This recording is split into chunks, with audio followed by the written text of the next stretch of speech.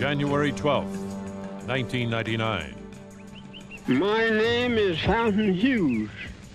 My grandfather belonged to Thomas Jefferson, and now I am 101 years old. They are voices that break a silence. We were slaves. We belonged to people. They sell us like they sell horses and cows. Witnesses to a time we only know from photographs and the written word. But they were there. We stood on that picket fence all day long, seeing them soldiers going back to silent zones in different places. Colored soldiers in droves. Born to slavery. But we didn't have no property, we didn't have no home. And now we can hear them speak. Because you're nothing but a dog. You're not a thing but a dog. Found Voices, the slave's life, told by those who lived it. From ABC News, this is Nightline. Reporting from Washington, Ted Koppel. Imagine for a moment what it'll be like for Americans 2 or 3 generations hence.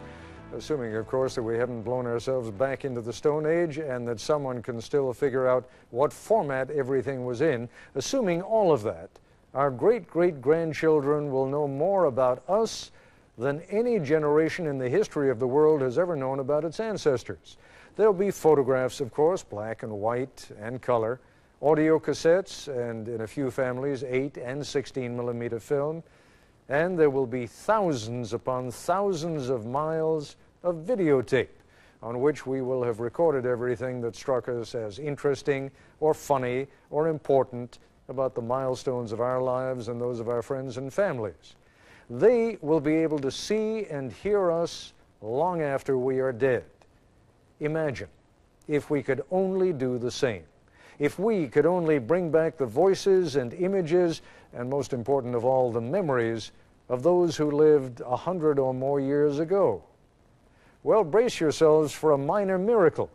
For reasons I'll explain as we go along, we have the voices and the memories and a few black and white photographs to go along of some men and women who were born, some of them 150 years ago. And what makes these recollections all the more remarkable is that these men and women had been bought and sold like so much livestock. Tell you the truth, when I think of it today, I don't know how I'm living. I remember that just as well. Look like to me, I can't. Been slaves all our lives. My mother was a slave, my sister was a slave, father was a slave. They know nothing about reading and writing. All that I know, they teach you to mind your master and your missus. Mom and them didn't know where to go. You see, after freedom go, just like he turned something out, you know, didn't know where to go. They are haunting voices from the past. Not actors reading a script or scholars reading a text, but the actual voices of men and women, Americans, who were born in slavery. My name is Fountain Hughes. I was born in Charlottesville, Virginia. My grandfather belonged to Thomas Jefferson. My grandfather was 115 years old when he died. And now I am 101 years old. Incredible as it seems, we are listening to the voices of ex-slaves telling of their lives in bondage. Men like Fountain Hughes on the living conditions of slaves in Virginia in the 1860s when he was a teenager. Other people didn't have no beds when they were slaves. People slept on the floor. Pallet here, pallet there. Just like a lot of wild people. We didn't know nothing. Didn't like to look at no book. Women like Laura Smalley, describing the makeshift church where slaves worshipped on a big plantation in East Texas. All the church would have be a tub of water sitting just like this thing is, you know, and that would catch your voice, and they would have church around that tub, all of them get around the tub.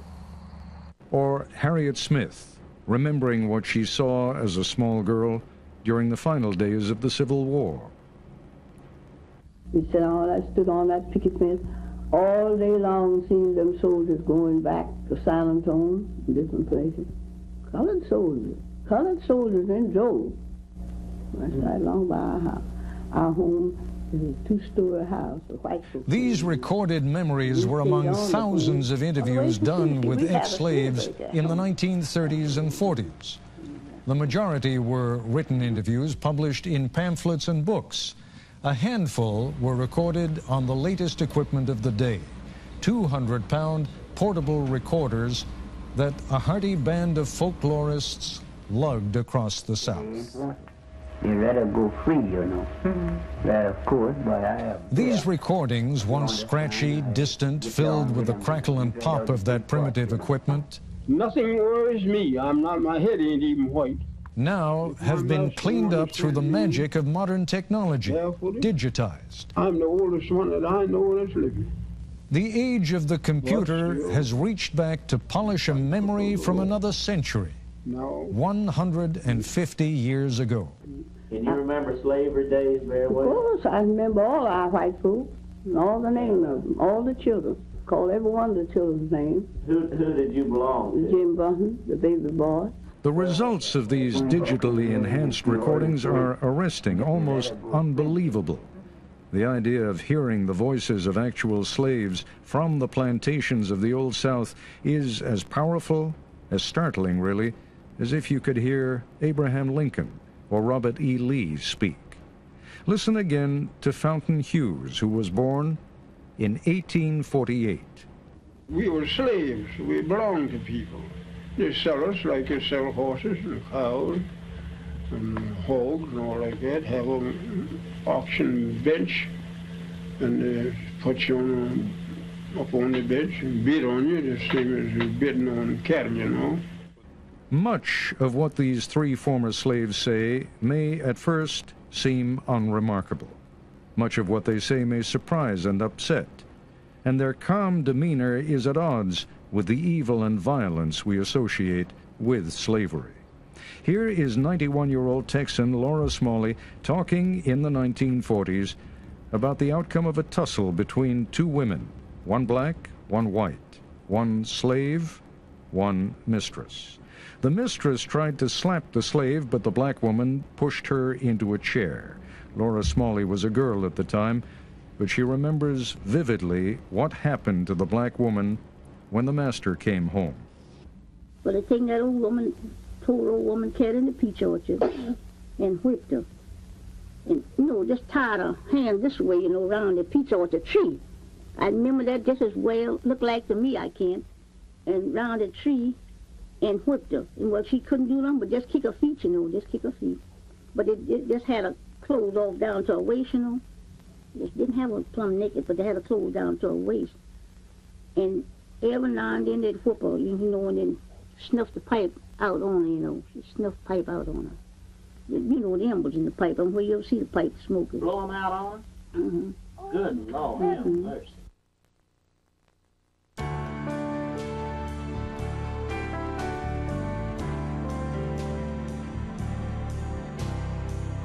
This is ABC News Nightline, brought to you by First Union.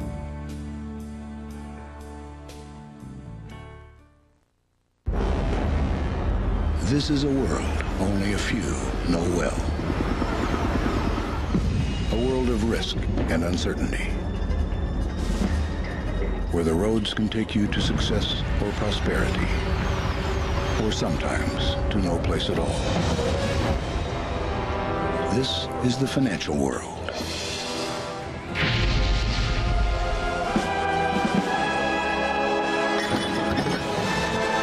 For decades, banks and investment firms of mountainous size have ruled the land. Yet high above the horizon, another mountain has risen. A mountain called First Union. With 16 million customers, the nation's 8th largest brokerage and 6th largest bank.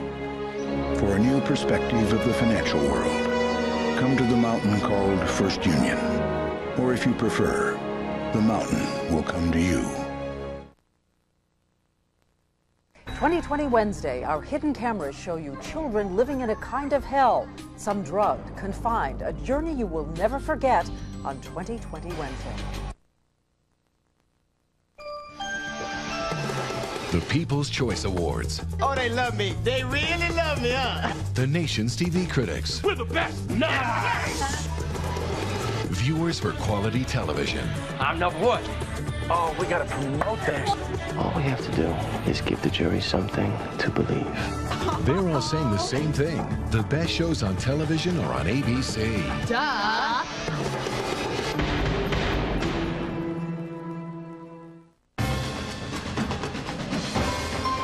Why do more Americans get their news from ABC News? What is absolutely war in a city Very strong tonight. The Secretary of State. For the last 10 years. These are still. I'd like to do more.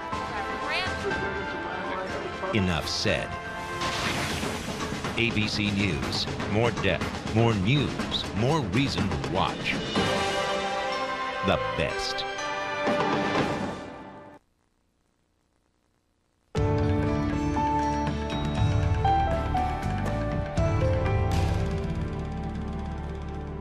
What is remarkable in the taped recollections of these ex-slaves is the lack of anger.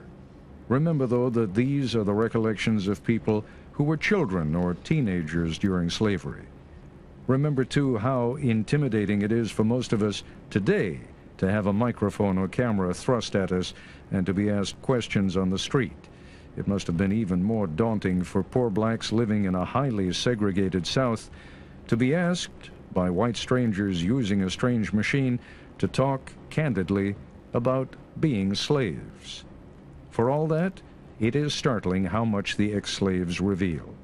Fear, hunger, unrelenting work, but also fondness for masters, perhaps even love. Harriet Smith's family, for example, were the only slaves of an East Texas farmer and his family. They lived in a cabin next to their masters in circumstances not markedly different, even attended the same church, only at different times. I went to Mountain City to the white folks' church many times. See, the white folks would have church in the morning, then they'd let the colored people have church at their church in the evening. During slavery. During slave time. Laura Smalley lived in the same area of Texas as Harriet Smith, near the Brazos River, one of more than 100 slaves on a big cotton plantation.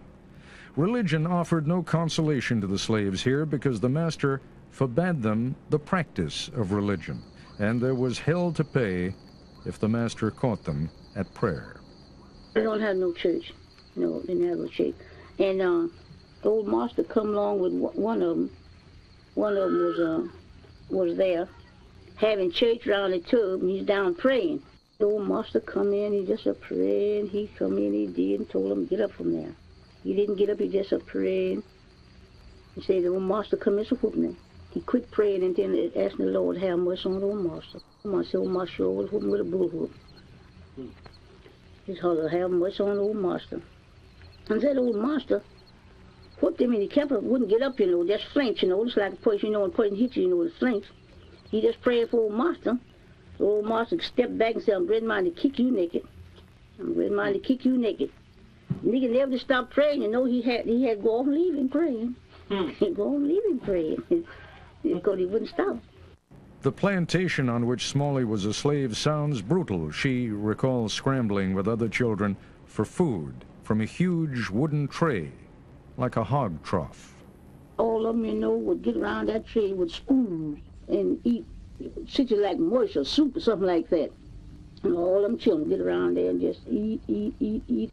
Fountain Hughes tells his interviewer about the relentless round of work for him on a Virginia plantation. Night never comes out. You have nothing to do. Time to cut tobacco. If they want you to cut all night long out in the field, you cut. And if they want you to hang all night long, you hang tobacco.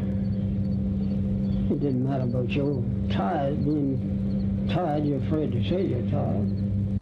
It was cotton, not tobacco, that solidified slavery, though. The invention of the cotton gin at the end of the 18th century made its processing easy, but the crop still needed enormous amounts of unskilled labor. Control of the slave and his labor through laws and regulations became paramount.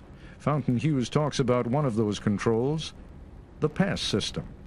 Now, I couldn't go from here across the street, or I couldn't go to nobody's house without I have a note or something from my master.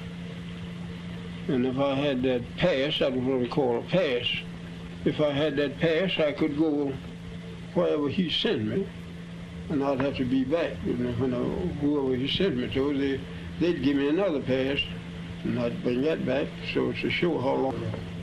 Even emancipation didn't truly free the slaves. Freedom freed slaves for more travail. The end of the Civil War found many cast adrift without skills and no place to go. And the Yankees who freed them weren't always seen as benevolent liberators. I remember when the Yankees come along and took all the good horses and took sold all the meat and flour and sugar and stuff out in the river and let it go down the river. And they know the people wouldn't have nothing to live on, but they done that. The ex-slaves left one hell for another, perhaps an even more dangerous one. No longer property, they didn't have the protections afforded property. When we were slaves, we couldn't do that, see? And after we got free, we didn't know nothing to do. And my mother, she hunted places and bound us out for $1 a month, but we didn't have no property, we didn't have no home. We had nowhere, nothing. We didn't have nothing on it, just like your cattle. We were just turned out and get along the best you could. In Texas, the slaves weren't told they were free until 2 months after the war ended. Smalley remembers that her masters gave the slaves a dinner, and then they were free. I don't hide the other side of the folks, freedom. We didn't know. They just thought, we're just feeding us, Them didn't know where to go. You see, after freedom broke, just like he turned something out, Didn't know where to go. But just where to stay. Didn't know where to go. Turn us out just like, you turn out cattle. In the narratives, the slaves used an interesting phrase for the end of slavery. They say, when the break came. Good times, easy times were not at hand. The trials for millions of black Americans didn't end in 1865. They continued. Laura Smalley and her family became sharecroppers. Harriet Smith's first husband was killed by whites during the Reconstruction, probably because of his political organizing. Fountain Hughes went north to Baltimore and worked at numerous jobs, including hauling manure. Not an enviable job, but it was the job of a free man.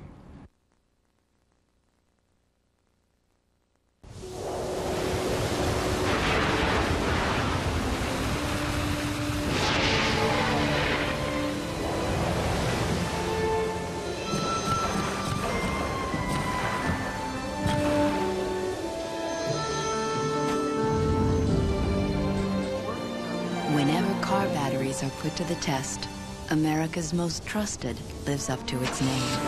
Die Hard. What's under your hood? Tweety, I really don't think you guys are relatives. I do. MCI 5 Cent Sundays helps me keep up with my Space Jam buddies. He doesn't even have feathers. But we have the same last name. It's just 5 cents a minute, every Sunday, along with low rates all week long. But just because he's Larry Bird and you're Tweety Bird doesn't mean you're related. I don't know. We look an awful lot alike. Call 1-800-SUNDAYS to become an MCI customer.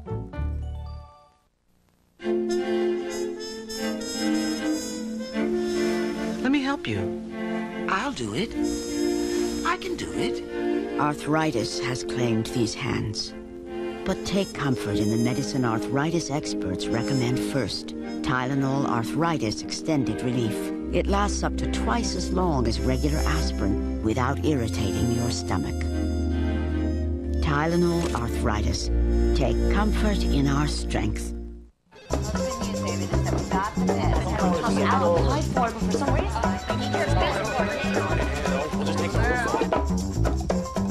so let's talk to these guys before now. Tell them we have to.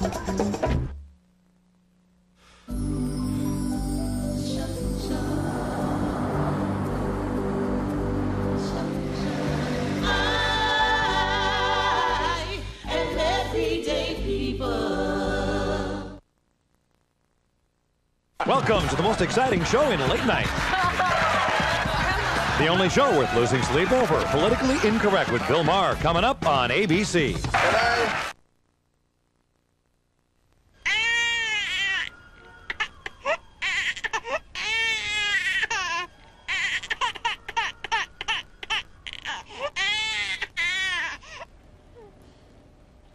From birth to age 3 are the most important years in a child's brain development. The time that defines who they become.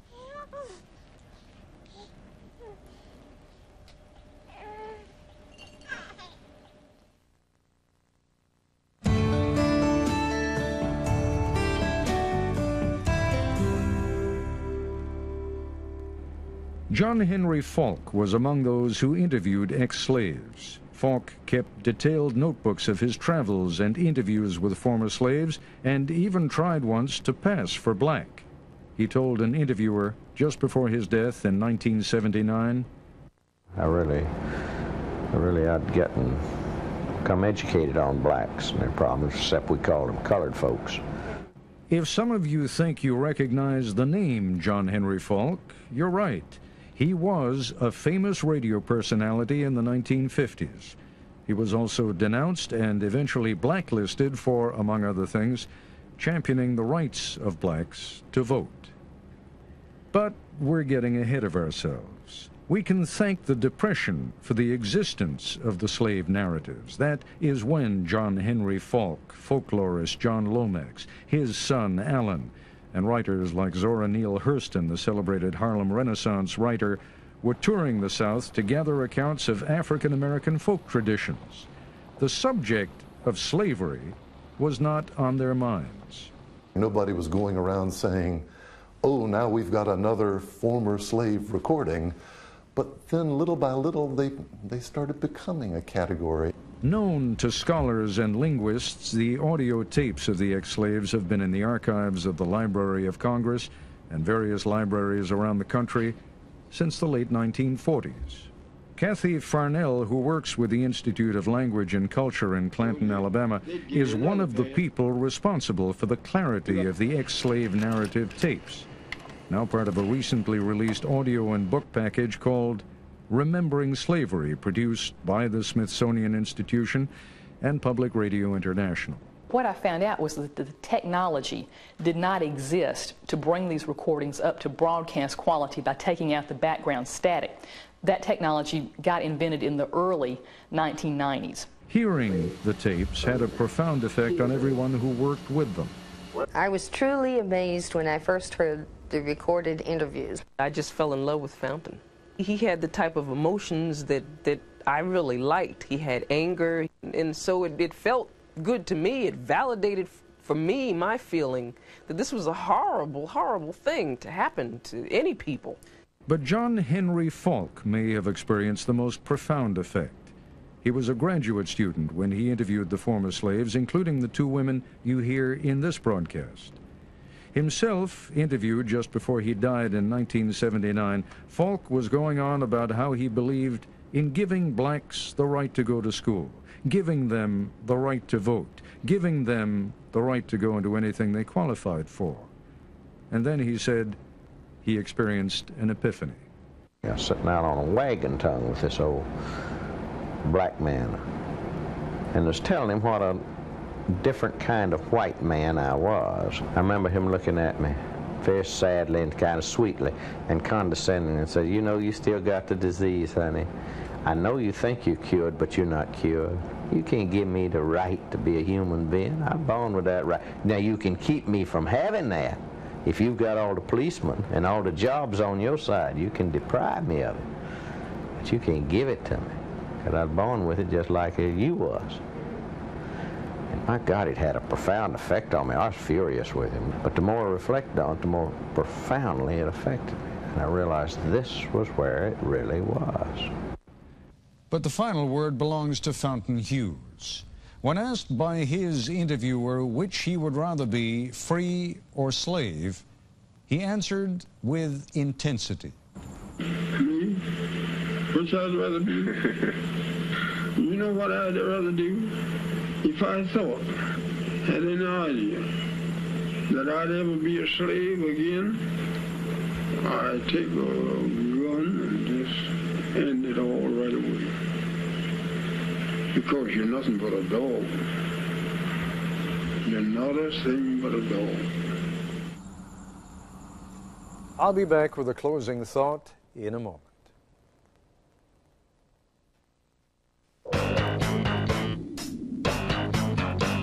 Remember life in the fast lane? I do. First you meet, then you get married, and things slow down. Yeah, right. To help you keep up, drive the supercharged Regal GS Sports Sedan. Plenty of room, standard traction control, and the most power in its class. Hey, you haven't slowed down. Why should your car? Regal by Buick, official car of the supercharged family. There's a new force you can use to help your small business. Introducing Sprint Business Flex, a new communications plan you can adapt to help your business grow. Add toll-free, long distance, global service, and more. Business Flex adapts along with you. You're in control, so charge ahead and feel free to make the right moves. Plus, with Business Flex, you get a monthly bonus that can grow as you grow, so your success can really pay off. Call 1-888-SPRINT-BIZ. We help your business do more business.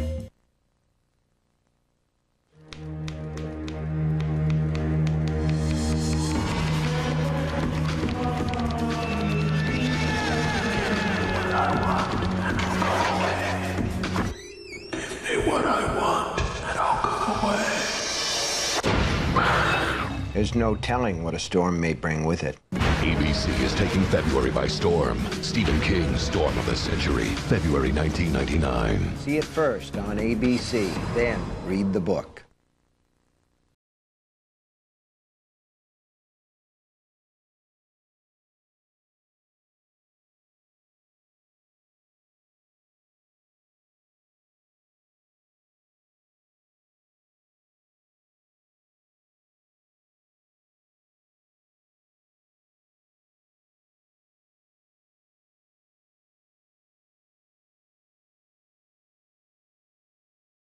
I'm Greg. ABC Wednesday, 8/7 Central. Sunday, he inspired millions. Tell Dr. King what you want. Freedom! And touched the heart of one little girl. You do what you think is right. I think it's right to march. To stand up for what she believed in. Why are you here with all these people? To be free. And join the fight for freedom. You made a big difference. It's a world television premiere with Journey Smollett, Yolanda King, Clifton Powell, Mackenzie Aston, and a special introduction by Coretta Scott King. Selma Lord Selma, ABC Sunday at 7, 6 Central.